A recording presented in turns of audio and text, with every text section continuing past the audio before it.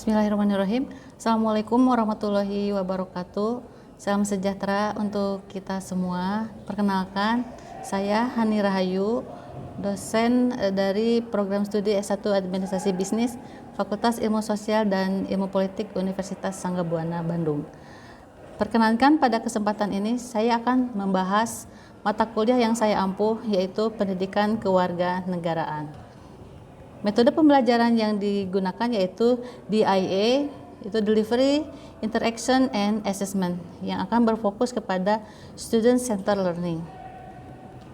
Video pembelajaran ini saya sampaikan sebagai salah satu persyaratan sertifikasi dosen pada tahun 2026, yaitu pernyataan diri dosen dalam unjuk kerja dari Tridharma Perguruan Tinggi atau PDD UKT PT. Perkuliahan ini memiliki 2 SKS selama 1 semester dengan teori dan asesmen ujian tertulis. Bahasa pengantar yang perkuliahan digunakan adalah bahasa Indonesia.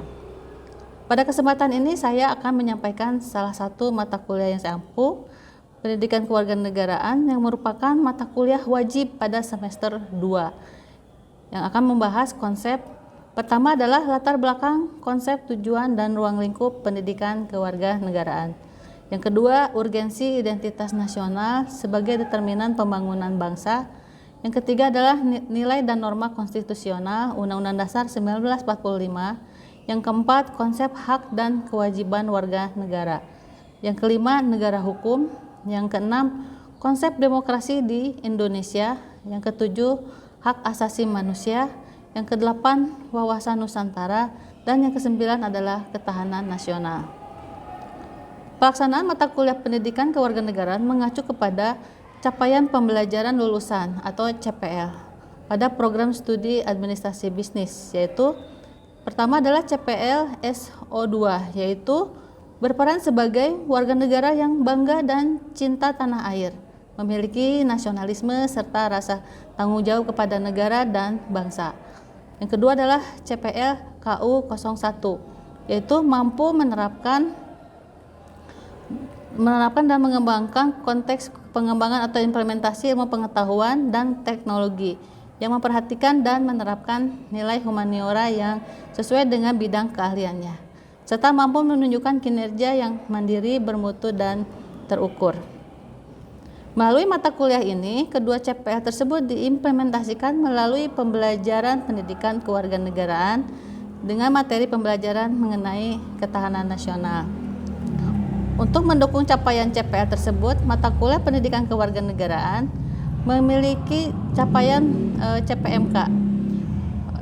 Pertama adalah mahasiswa mampu menerapkan sebagai warga negara yang bangga dan cinta tanah air, memiliki nasionalisme serta rasa tanggung jawab pada bangsa dan negara dengan menunjukkan kinerja mandiri, bermutu, dan terukur. Yang kedua adalah menghargai keanekaragaman budaya, pandangan dan agama, dan kepercayaan serta pendapat atau temuan orisinal lainnya, dan mampu melakukan proses evaluasi diri terhadap kelompok kerja yang berada di bawah naungan tanggung jawabnya, dan mampu mengelola pembelajaran secara mandiri. Kemudian ada referensi yang digunakan, ya. Ada 6 buku. Adalah salah satunya adalah buku dari karangan Kailan dan Ahmad Zubaidi, yaitu tentang pendidikan kewarganegaraan untuk perguruan tinggi, yang dicetak pada tahun 2010 di Yogyakarta, ya. Perkuliahan dilaksanakan menggunakan metode pembelajaran aktif secara sinkronus yang dilakukan secara tatap muka di ruang kelas dan menggunakan website kampus, yaitu kuliah online, untuk memfasilitasi mahasiswa tentang penugasan secara mandiri maupun kelompok. Pembelajaran dilaksanakan selama 16 pertemuan, terdiri dari 14 kali pembelajaran, 1 kali ujian tengah semester, dan 1 kali ujian akhir semester. UTS dan UAS menggunakan soal dalam bentuk esai yang digunakan untuk mengukur kemampuan mahasiswa setelah mendapatkan pembelajaran. Adapun komponen penilaian mata kuliah ini terdiri atas tugas sebesar 20%, ujian tengah semester 40%, dan ujian akhir semester 40%. Dengan total bobot penilaian sebanyak 100%. Demikian informasi yang dapat saya sampaikan terkait mata kuliah pendidikan kewarganegaraan untuk mahasiswa program studi S1 Administrasi Bisnis. Berikutnya merupakan cuplikan perkuliahan pembelajaran saya yang dilaksanakan di kelas secara sinkronus, secara tatap muka di ruang kelas. Selamat menyaksikan.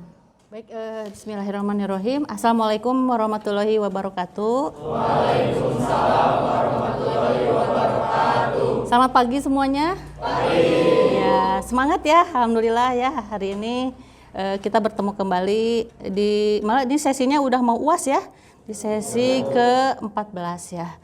Seperti biasa sebelum memulai perkuliahan kita mulai dengan berdoa ya, berdasarkan agama dan kepercayaan masing-masing. Semoga hari ini kita diberikan kebahagiaan ya, kemudahan dalam segala hal ya.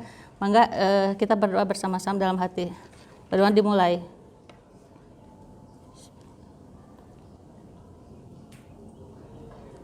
Berdoa selesai. Ya.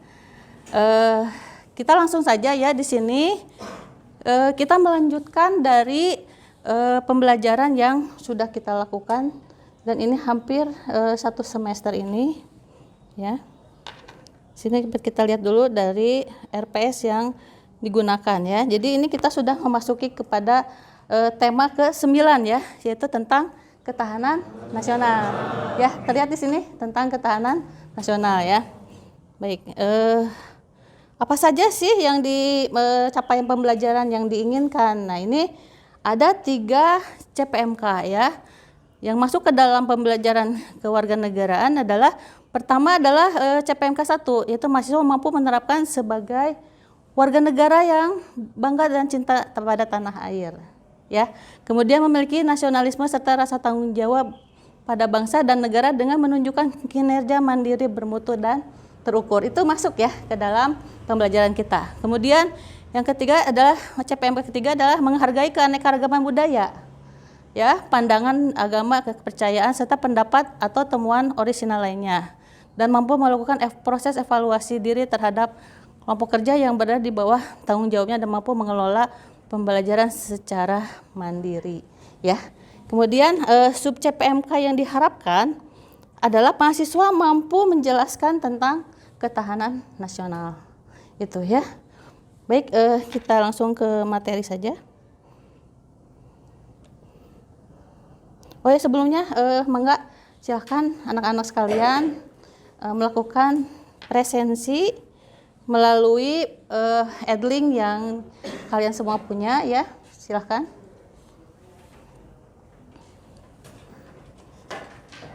Ya. Silakan.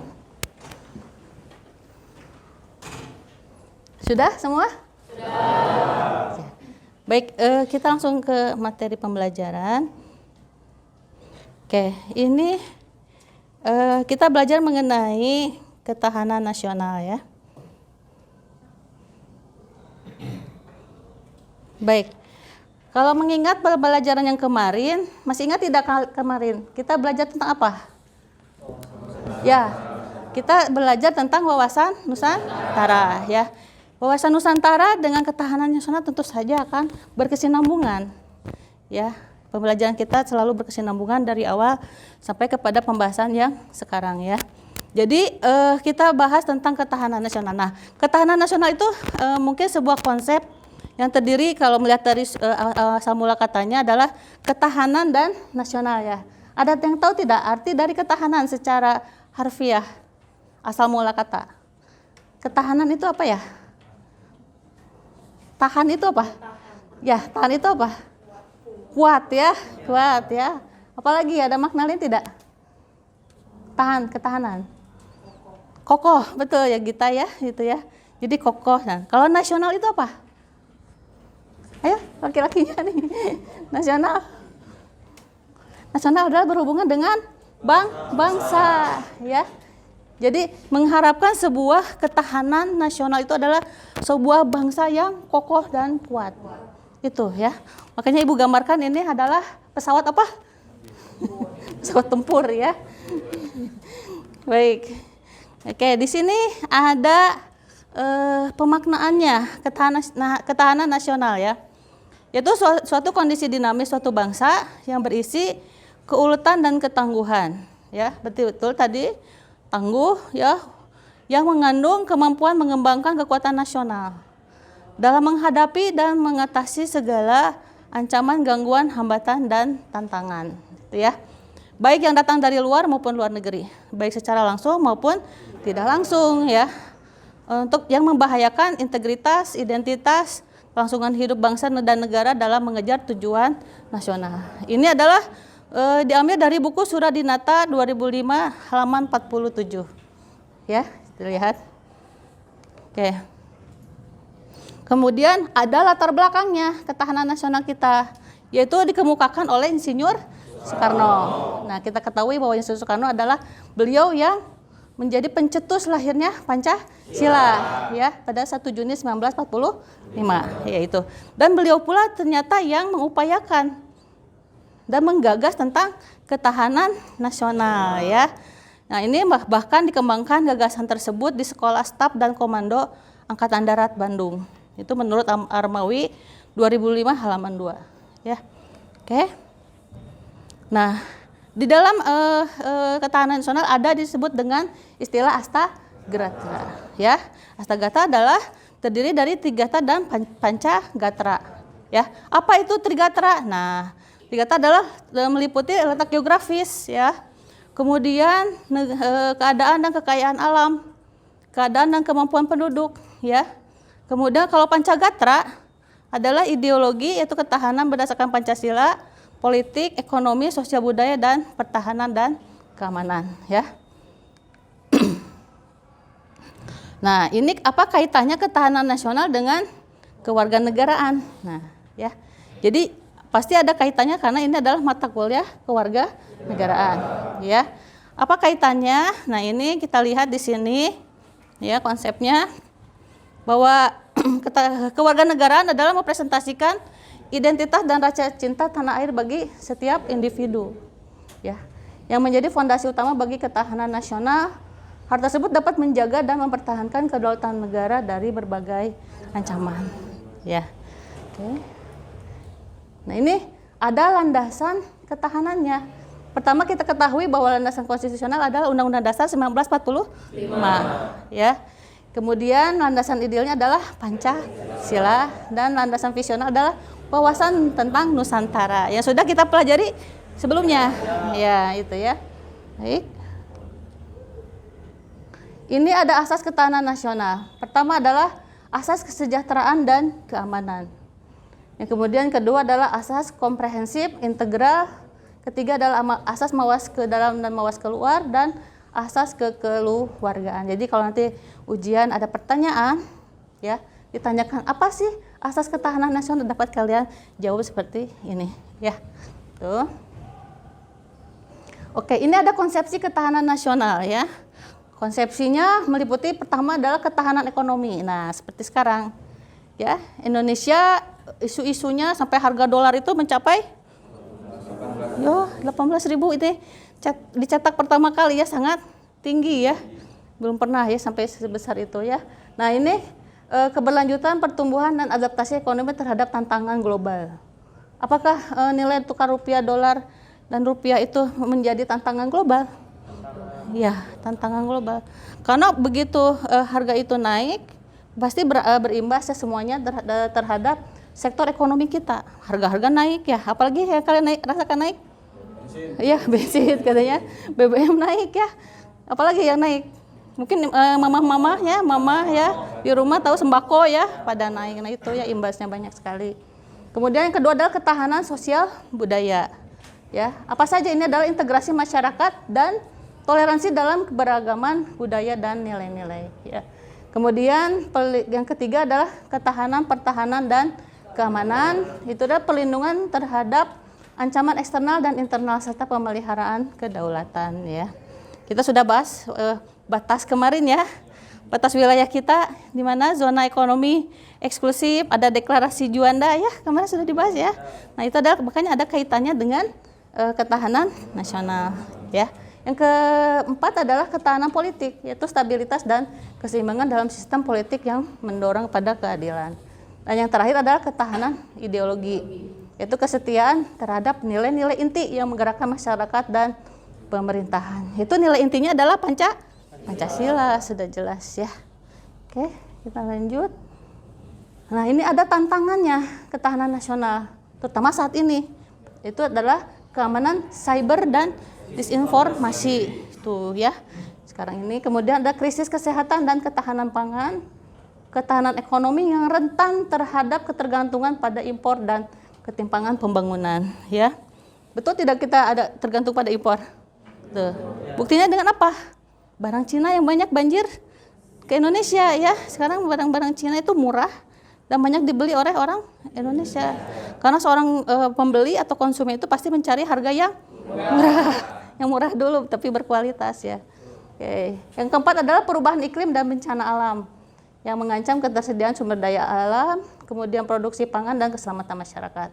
Dan yang terakhir adalah terorisme, radikalisme, konflik sosial merupakan ancaman bagi persatuan bangsa. Itu sudah jelas ya, terorisme. Baik, ini ada yang sedang kita takuti juga ya, terutama dengan ancaman cyber ya.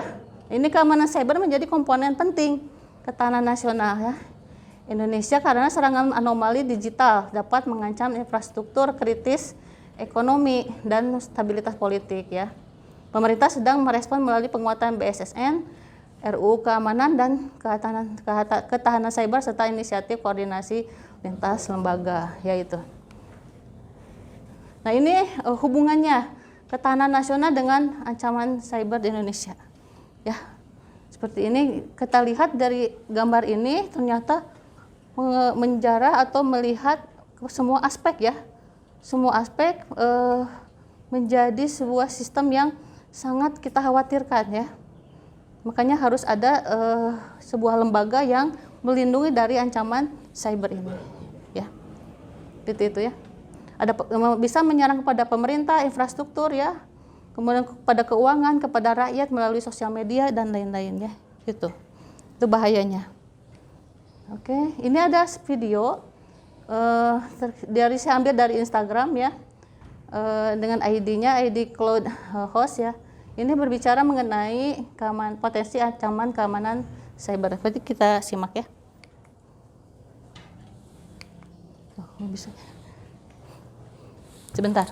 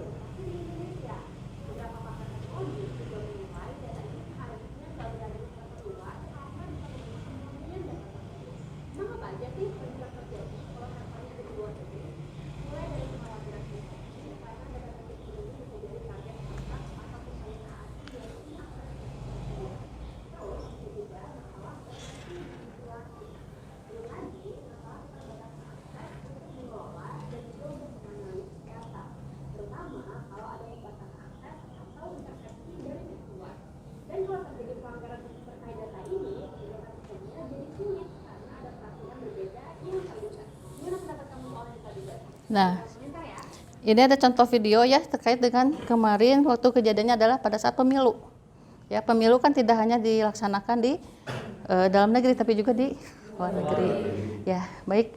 Sampai sini ada yang mau bertanya? Silakan. Ya, silakan. Ya, Agnia, silakan. Dari materi yang sudah disampaikan oleh Ibu, apa sih peran masyarakat dalam menjaga ketahanan nasional? Ya, kita lihat bahwa posisi masyarakat itu penting tidak? Di dalam ya sangat penting ya, terutama dalam menyaring informasi ya. Jadi masyarakat itu bayangkan kalau masyarakat itu tidak mengetahui atau tidak disinformasi terhadap ancaman cyber ini ya, kemungkinannya apa? Akan menyalahgunakan setiap media sosial ya, itu akan mengancam pada persatuan dan kesatuan bangsa tidak? Nah, ya itu ya. Jadi peran masyarakat itu sangat berperan penting ya. Pemerintah pun sangat diharapkan sangat membantu masyarakat terutama dalam pengaturan kelembagaannya ya. Itu mungkin ya Agnia ya. Mangga yang lain silakan. Ya, silakan.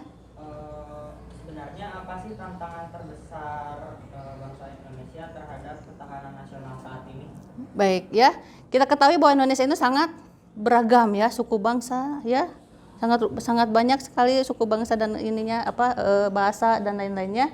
Nah, keragaman etnis ini justru menjadi sasaran empuk ya. Ketika misalnya ada serangan cyber dari luar ya, terutama negara mana tuh? Tahu tidak? Yang selalu meretas teknologi kita. India, apalagi? Cina meretas. Jadi sebetulnya meretas itu bangsa Indonesia atau dari luar? Nah, isunya ada dari luar. Ya, jadi bagaimana pemerintah harus bisa mengantisipasi semuanya, terutama misalnya kebocoran data di KTP ya. KTP dulu nggak pernah ada istilah bocor, sekarang KTP aja kalau bocor bisa dibikin pinjol ya. Pinjaman online itu ternyata mengkoordinasinya orang Kamboja. Ya, bukan Indonesia. Seperti itu ya. Jadi sangat menakutkan. Ya, itu mungkin jawabannya.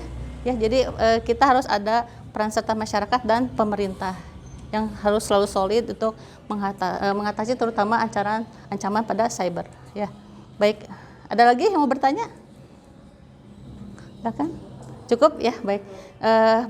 Ini kita sampai kepada penghujung. Tapi sebelumnya saya ingin mendengarkan refleksi dari mahasiswa. Silakan, siapa yang berkenan? Ya, enggak. Silakan di depan aja.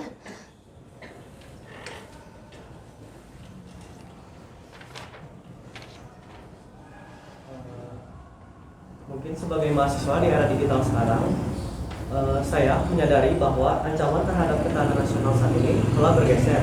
Kita tidak lagi hanya menghadapi ancaman fisik military threats, melainkan ancaman non-militer juga yang jauh lebih halus namun lebih merusak. Beberapa fenomena yang sangat dekat dengan kehidupan saya sebagai generasi muda, antara lain ancaman ideologi dan budaya, derasnya arus informasi yang membawa paham radikalisme, individualisme ekstrim, serta pudarnya nilai-nilai Pancasila akibat budaya luar yang diserap tanpa filter, ancaman cyber dan disinformasi, maraknya hoax, ujaran kebencian, dan polarisasi digital yang berpotensi memecah belah persatuan bangsa. Disinilah saya menyadari pentingnya materi ini. Ketahanan nasional bukanlah konsep abstrak di buku atau teks, melainkan benteng hidup yang harus dijaga oleh setiap warga negara termasuk mahasiswa. Baik, terima kasih sudah dengan refleksinya ya. Kita tepuk tangan. Ya, itu adalah paparan refleksi dari pembelajaran hari ini ya. Baik, alhamdulillah kita sudah di penghujung perkuliahan. Ibu berikan kesimpulan dulu ya, bahwa ketahanan nasional adalah tameng sekaligus motor ya. Bangsa Indonesia, sebuah negara dinyatakan memiliki ketahanan nasional yang kuat jika seluruh elemen astagata tadi ya yang di depan saling mendukung sehingga masyarakat sejahtera dan negara aman dari berbagai macam ancaman modern seperti cyber, ideologi asing hingga krisis ekonomi yang itu. Kemudian ini ada oleh-oleh buat kalian tugas ya. Ya, ini tugasnya pertama adalah mahasiswa membuat poster digital ya. Mengenai apa? Itu mengenai hubungan ancaman cyber dengan ketahanan nasional di Indonesia. Jadi kalian buatkan poster secara digital ya. Kemudian tugas dikumpulkan melalui web kuliah online yang dipunyai oleh Universitas Sanggah Buana ya. Cara bisa selesai dalam 1 minggu ini ya. Terima kasih banyak ya. Insya Allah nanti kita ketemu lagi minggu depan. Ada satu sesi lagi sebelum ujian akhir semester, yaitu masih ketahanan nasional tapi kita melihat dari sisi yang lainnya ya. Baik, saya akhiri. Terima kasih banyak. Selamat pagi ya. Billahi taufiq wal hidayah. Wassalamualaikum warahmatullahi wabarakatuh. Waalaikumsalam warahmatullahi wabarakatuh. Ya, makasih.